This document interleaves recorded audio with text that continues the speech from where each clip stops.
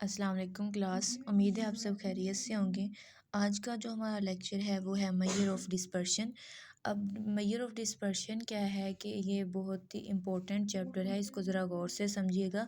Mostly इसमें से question और एमसीक्यूज़ जो हैं पूछे जाते हैं।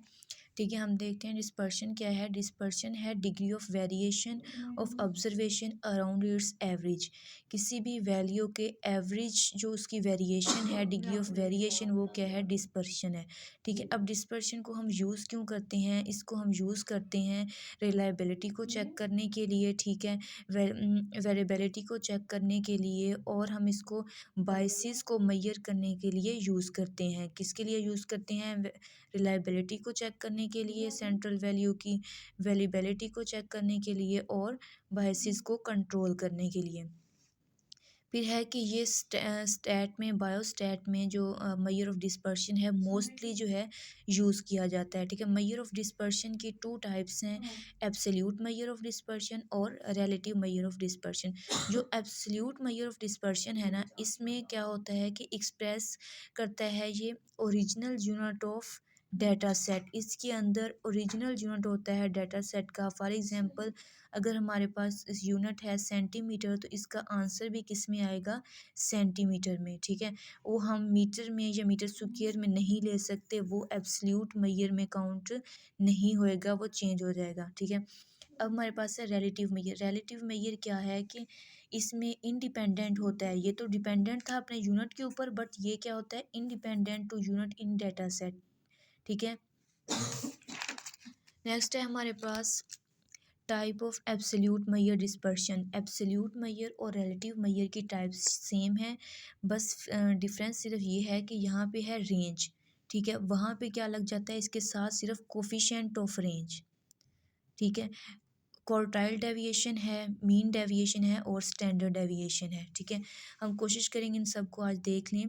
रेंज क्या है? Difference between largest value and smallest value. किसी भी डाटा सेट के अंदर जो लार्जेस्ट वैल्यू और स्मॉलेस्ट वैल्यू का डिफरेंस है, वो क्या होता है? हमारे पास रेंज होती है। ठीक है, मैक्सिमम माइनस मिनिमम, ये इसका फार्मूला है। मैक्सिमम वैल्यू माइनस मिनिमम क्या होता है? रेंज। ठीक है, अब रेंज के एडवांटेजेस क्या हैं कि range is mostly simple measure of dispersion. ये एक सिंपल मेथड है डिस्पर्शन को कैलकुलेट करने का। ठीक है, फिर है range can work ordinal interval and ratio scale data. Disadvantage में क्या कहते हैं कि highly affected by extreme value in data set. ये अपनी जो है डाटा सेट के अंदर कोई अगर एक्सट्रीम वैल्यू है तो इससे क्या होती है? हाईली इफेक्ट होती है। फिर can not work with open ended class. ये ओपन एंडेड क्लास के साथ वर्क नहीं करती। फिर है कोफिशिएंट ऑफ वेरी रेंज क्या है? It is a unit less range.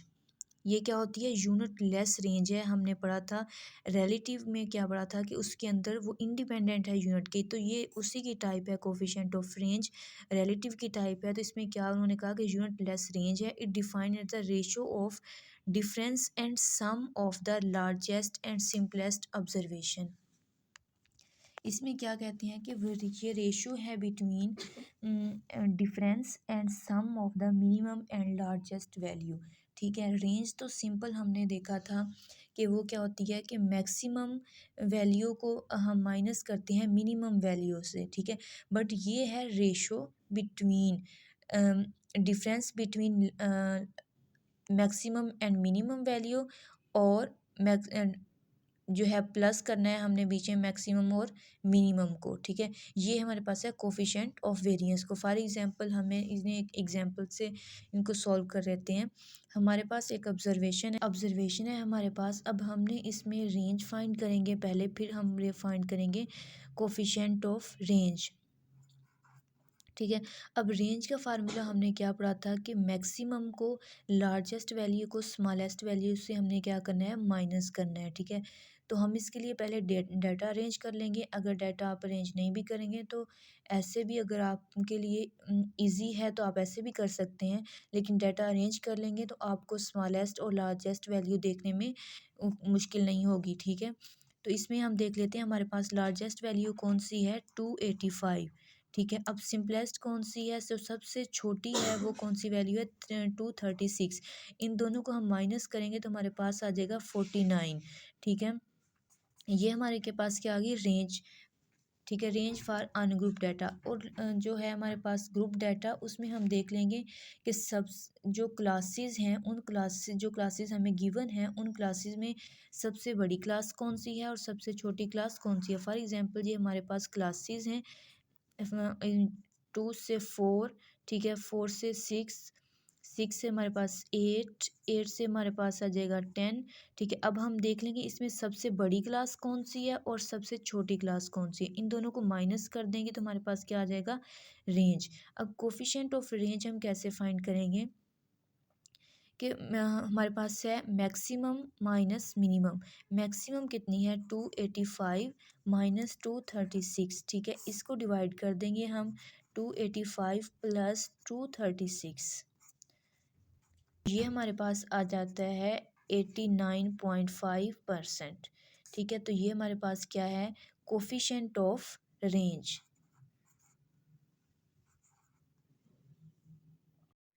अच्छा, अब है हमारे पास वेरिएंस। वेरिएंस क्या है कि it backbone of the statistics.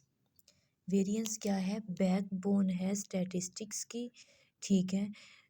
Most important topic है, वेरी वेरी इम्पोर्टेंट। ये तकरीबन हर बार ही पूछ लेते हैं, या तो एमसीक्यूज़ में या फिर एससीक्यूज़ में, ठीक है।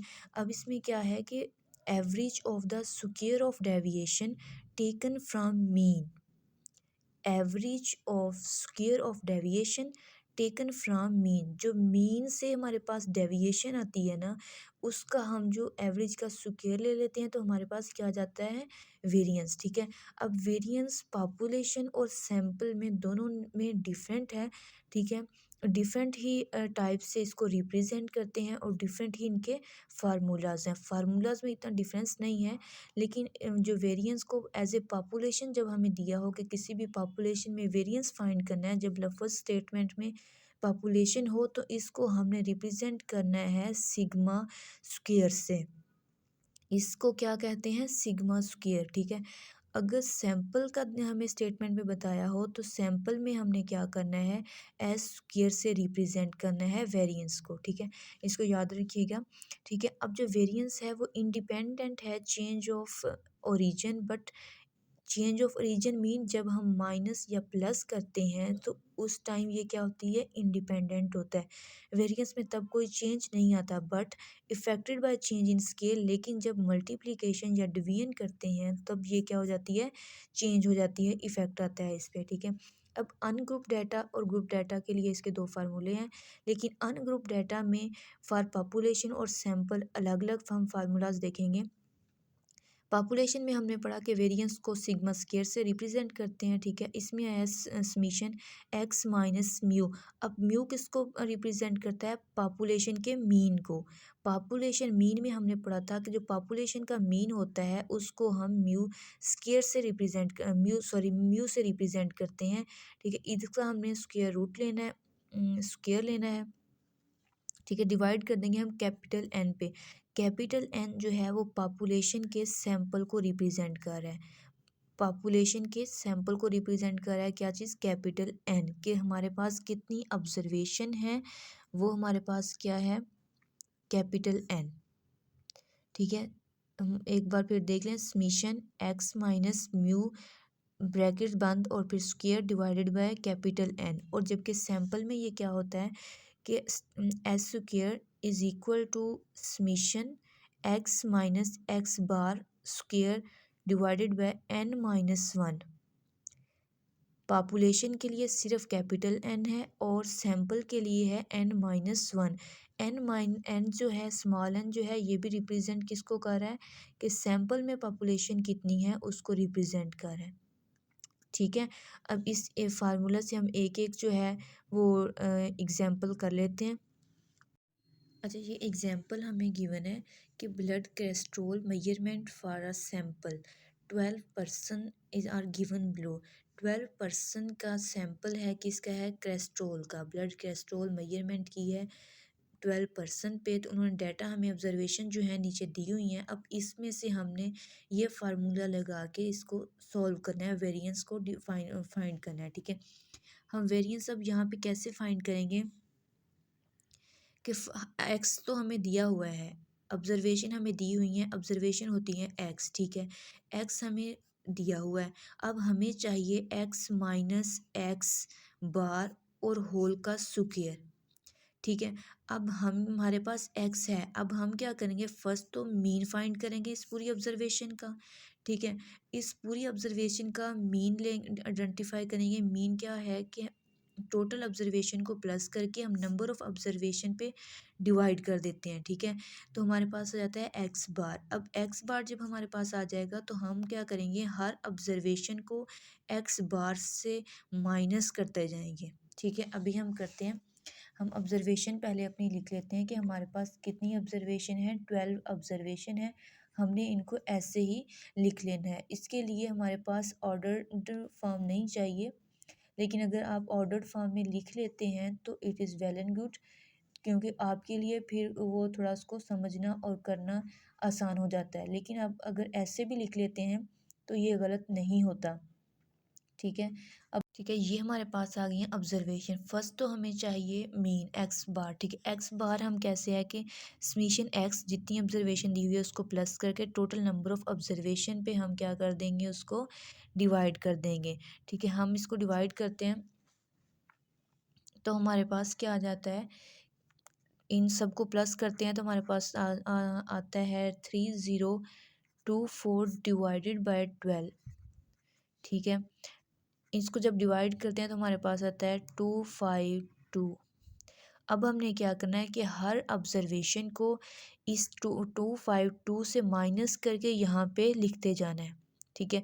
फर्स्ट ऑब्जर्वेशन है हमारे पास 204, ठीक है। 204 को हमने जो है माइनस करना है 252 से, जो कि हमारे पास आई है मीन की वैल्यू। 252 से हमने 204 को माइनस करेंगे तो हमारे पास आ जाएगा 48, ठीक है। इसी तरह 302 को जब सॉरी थ्री 320 को जब हम माइनस करेंगे 320 माइनस 252 तो हमारे पास आ जाता है आंसर 68, ठीक है। इसी तरह हम ये सारी ऑब्जर्वेशन को लिख लेंगे, इस मीन में से सबको माइनस करते जाना है और इधर लिखते जाना है। एट का हम जब हम स्क्वायर लेंगे तो हमारे पास कितनी वैल्यू आ जाती है, 2304।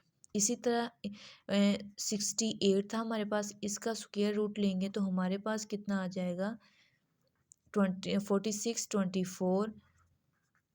इसी तरह हम इस सब को लिख लेंगे, इसका स्क्वायर लेना, एक्स का नहीं लेना। अच्छा, यूँ कॉलम बनाने के बाद अब हमने क्या करना है कि इस सब ऑब्जर्वेशन को प्लस कर लेना है। इस सब ऑब्जर्वेशन को जब हम प्लस करते हैं तो हमारे पास आंसर आता है 17824, ठीक है।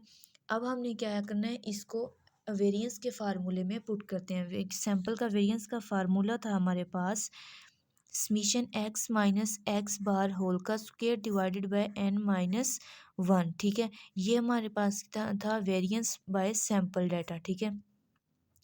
अब हमने इसमें वैल्यू पुट करनी है, ये हमारे पास आ गया, इसका समीशन भी आ गया 17824, ठीक है। n माइनस 1 क्या है, टोटल ऑब्जर्वेशन हमारे पास कितनी थी, 12। अब 12 में से हम 1 माइनस करेंगे तो वो कितना आ जाएगा हमारे पास, 11, ठीक है। अब इस 11 को हम इस पे डिवाइड करते हैं तो हमारे पास आंसर आता है 1620.36, ठीक है। ये आ गया वेरिएंस। और वेरिएंस के बाद हमारे पास आता है स्टैंडर्ड डेविएशन। स्टैंडर्ड डेविएशन क्या होता है, अंडर रूट होता है वेरिएंस का। अच्छा, स्टैंडर्ड डेविएशन हमने क्या पढ़ा कि स्टैंडर्ड डेविएशन है positive square root, positive square root है, पॉजिटिव स्क्वायर रूट है वेरिएंस का, ठीक है। वेरिएंस का पॉजिटिव स्क्वायर रूट हमारे पास क्या होता है, स्टैंडर्ड डेविएशन। स्टैंडर्ड डेविएशन को 1893 में, आई थिंक 1893 में कार्ल प्रिसन ने इसको जो है प्रेजेंट किया था, इसको उसने डिस्क्राइब किया था, उसने जो है स्टैंडर्ड डेविएशन दी थी। उसने कहा था कि जो positive square root of variance है वो क्या हमारे पास स्टैंडर्ड डेविएशन में, कब इसने बताया था, 1893 में। अब इसका क्या है कि ये फार्मूला है ना, इसका हम यूँ स्क्वायर रूट ले लेते हैं तो ये बन जाता है हमारे पास स्टैंडर्ड डेविएशन, ठीक है। बिल्कुल इसी तरह इसका जो आंसर आया उस पर लास्ट पे हम अंडर रूट ले लें तो ये हमारे पास आ गया स्टैंडर्ड डेविएशन। अब हमारे पास जो करने का क्वेश्चन है ना, क्या standard deviation divided by mean multiply 100, ये आ जाता है हमारे पास कोफिशिएंट ऑफ वेरिएंस। इसको फाइंड करने के लिए पहले तो हमारे पास होनी चाहिए स्टैंडर्ड डेविएशन, ठीक है। स्टैंडर्ड डेविएशन को हमने क्या पढ़ा, पॉजिटिव स्क्वायर रूट है वेरिएंस का। Positive square root of variance तो हमारे पास है स्टैंडर्ड डेविएशन। तो स्टैंडर्ड डेविएशन को फाइंड करने के लिए पहले हमारे पास क्या होनी चाहिए, वेरिएंस होना चाहिए, ठीक है। अब वेरिएंस का अंडर रूट लेंगे, under root x minus x bar whole का स्क्वायर n-1, ठीक है। तो हमारे पास स्टैंडर्ड डेविएशन पीछे हमारे पास आंसर आया था 1620.36, ठीक है। इसका हम स्क्वायर रूट ले लेते हैं तो हमारे पास आंसर आता है 40.25, ठीक है। ये हमारे पास क्या आ गई, स्टैंडर्ड डेविएशन, ठीक है। अब स्टैंडर्ड डेविएशन आ गई, मीन भी हमारे पास क्या था, पीछे एक्स बार क्या था हमारे पास 252, जिसमें से हमने हर ऑब्जर्वेशन को माइनस किया था, ठीक है। अब ये हमारे पास था मीन, स्टैंडर्ड डेविएशन भी आ गई, मीन भी आ गया। अब हम इसको में वैल्यू पुट कर देते हैं कोफिशिएंट ऑफ वेरिएंस में। स्टैंडर्ड डेविएशन कितनी है 40.25, डिवाइडेड बाय कर देंगे मीन से 252 से, ठीक है, मल्टीप्लाई कर देंगे 100 से। तो ये आ जाता है ऑलमोस्ट 15%, 15.97%, ठीक है। ये हमारे पास है कोफिशिएंट ऑफ वेरिएंस।